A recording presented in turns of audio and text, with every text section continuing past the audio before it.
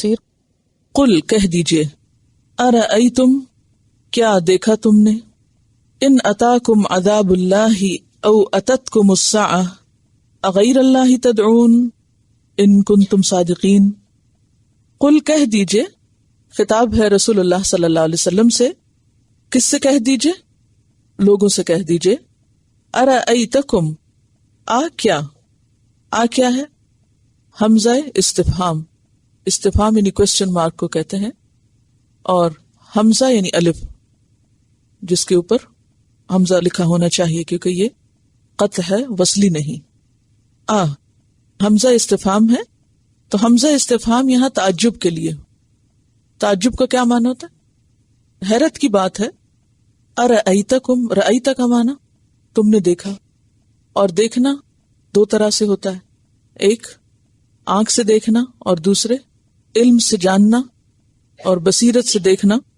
تو یہاں غور و فکر کی دعوت ہے، بیسیکلی غور تو کرو، بصیرت سے تو کام لو، بتاؤ تو صحیح کیا کہ ان اتاکم اگر آ جائے تمہارے پاس، کیا آ جائے؟ عذاب اللہ، اللہ کا عذاب کسی بھی شکل میں، یعنی دنیا میں، او اتتکم یا آئے تمہارے پاس، الساعہ قیامت، یا آئے تمہارے پاس قیامت، یعنی دنیا کا عذاب نہ آئے بلکہ قیامت خود آ جائے، اور پھر وہ تو ہے ہی یوم الحساب، یوم الجزا۔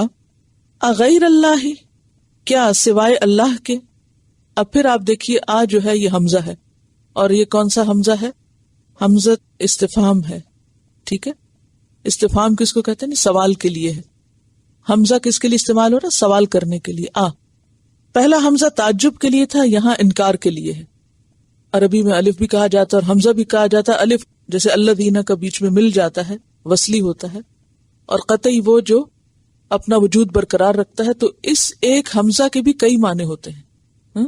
یہاں ایک ہی آیت میں دو دفعہ حمزہ آیا اور دونوں دفعہ معنی فرق ہے۔ پہلی دفعہ تعجب کے لیے اور دوسری دفعہ انکار کے لیے۔ اغیر اللہ کیا سوائے اللہ کے، تدعون تم پکارو گے، یعنی نہیں پکارو گے۔ مراد اس سے کیا ہے کہ پھر اللہ کو چھوڑ کر کسی اور کو نہیں پکارو گے۔ ان کنتم صادقین اگر تم سچے ہو۔ مراد اس سے کیا ہے کہ وہ لوگ جو اللہ کے سوا دوسروں کو پکارتے ہیں، دوسروں سے مدد مانگتے ہیں، دوسروں کی عبادت کرتے ہیں، اپنی مصیبتوں اور آفتوں میں ان کی طرف رجوع کرتے ہیں، ان کا حال بھی یہ ہے کہ جب کوئی بڑی مصیبت آتی ہے، کوئی عذاب عذاب آتا ہے، تو وہ پھر سب کو بھول جاتے ہیں اور کس کو پکارتے ہیں؟ صرف ایک اللہ کو۔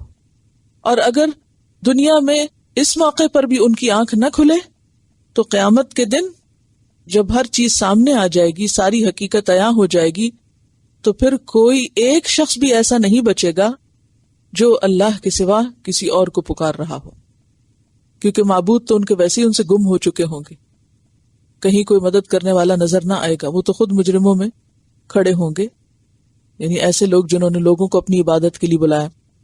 فرمایا کہ تم اگر اپنی دلیل میں سچے ہو، اپنی بات میں سچے ہو، تو تھوڑی دیر کے لیے ذرا غور تو کرو، سوچو تو صحیح، بتاؤ تو صحیح کہ اگر تم پر اللہ کا عذاب آ جائے، یعنی دنیا میں کوئی مصیبت آ جائے یا پھر قیامت کی گھڑی آ جائے، تو کیا اس وقت بھی تم اپنے اس کام کو جاری رکھو گے جو اب غلط کام کر رہے ہو؟